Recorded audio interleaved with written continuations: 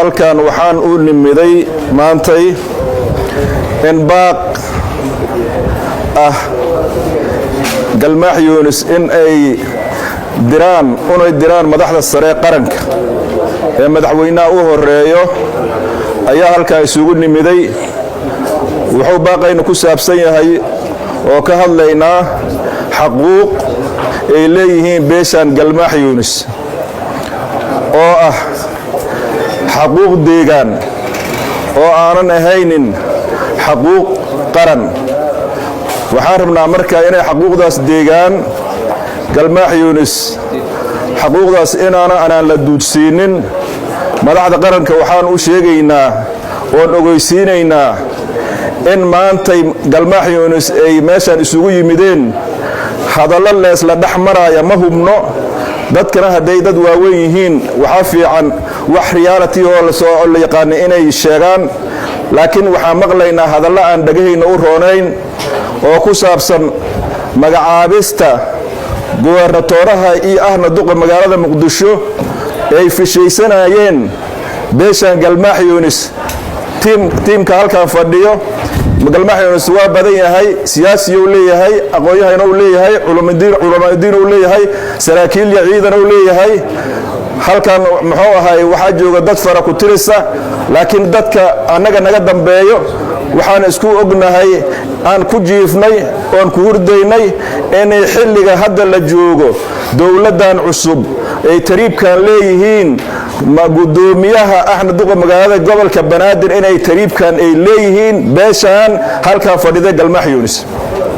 waxaan u maqlaynaa marka kursiga gobolka banaadir nomination waayo doorasho ma ahan, madaxweynaha magacaabo usugaa xaquuq u leh dastuuriya inuu soo magacaabo. waxaa jirta beelshan muxuu ahay halkaa fadhido waxay ku abtirsataa hawiye, waxay ku abtirsataa muxuu ahay mudulood, waxay ku abtirsataa abgaal. hoos markii loo sii dejiyo waxbuuran abgaal waaye. waxbuuran abgaal wuxuu isla leeyahay sax waaye, waxbaa ka dhaxeeyo xaquuquu isla leeyahay, waa laysku tiriyaa, waa laysu dhiibaa, waxbaa laysugu dhiibaa, mana diidanin. laakiin waxaa isleenahay beesha waxbuuran abgaal kalkan waxay u ogoshahay kursiga gobolka banaadir, beesha galmaax yuunis ay u ogoshahay.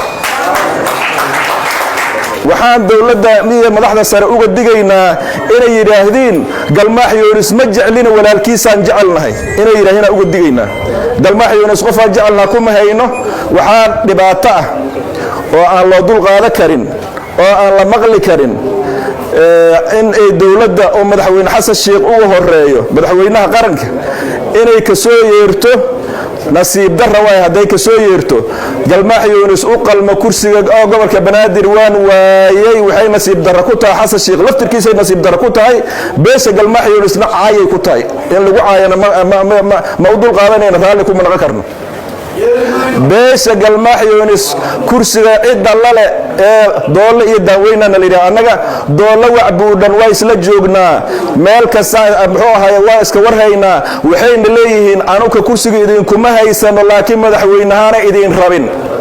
madaxweynahaana idin rabin iyayna noo soo yeerin madaxweynaha waxaa u haysanaa inaan warkaas run ahaynin, kasuku in laga keenaayo amba dad oo ka diidi karin inay wax ku qasbayaan.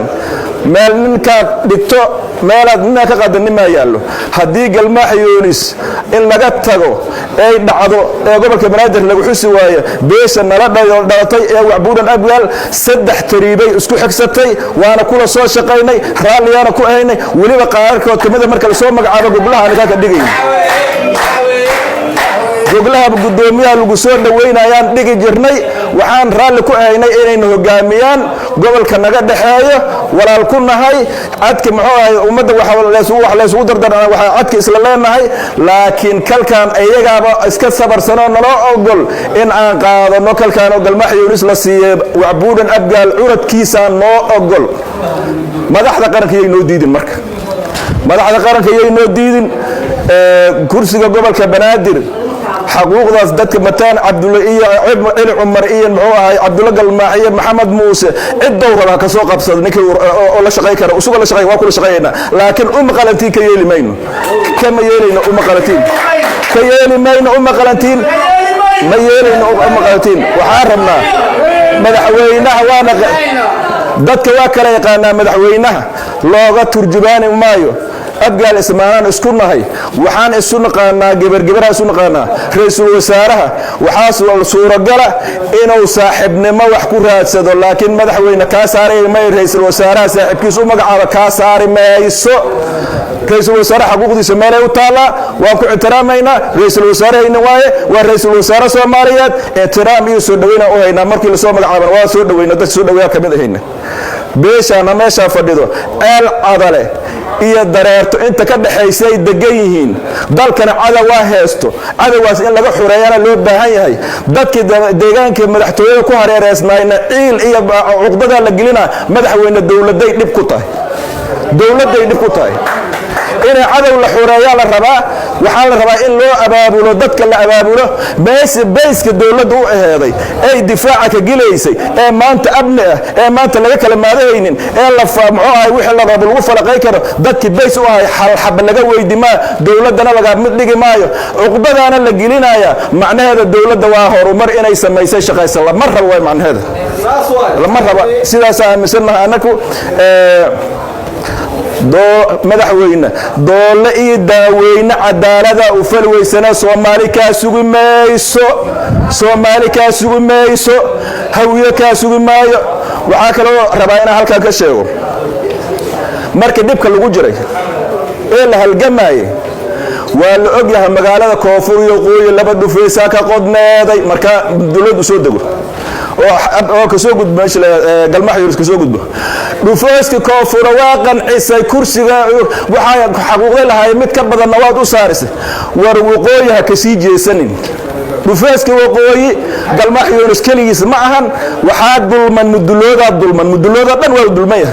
habar gidir iyo dadka walaalahayna madaxciisa rabayo waxa uu sheegaynaa war madaxweynaha waxa Soomaali oo ku qancinaay waa ka qaadateen waxa ummad kale ku qancinaay waa qaadateen haddana uu soo joogsaneen waa wasiirka arrimaha gudaha inuu yiraahdo haddana gobolka Banaadir ku diraya dadkiisa kugu kicinaa inuu yiraahdo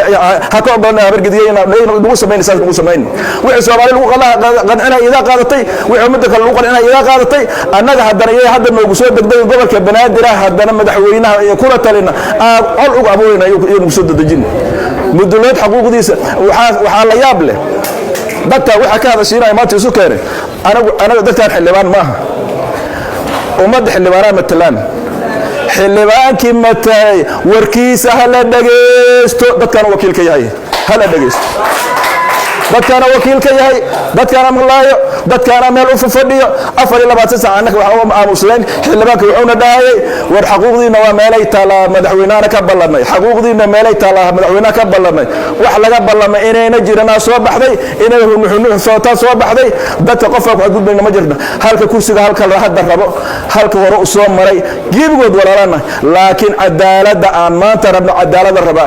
ummadana cadaalada deeqdo wadanka Soomaaliya waxa burburi cadaalad darro waana jeclaysi war kitaabka ku dhaarateen oo ugu dhaarteen dalku ugu dhaarteen ka rumeeya ka ruushaaga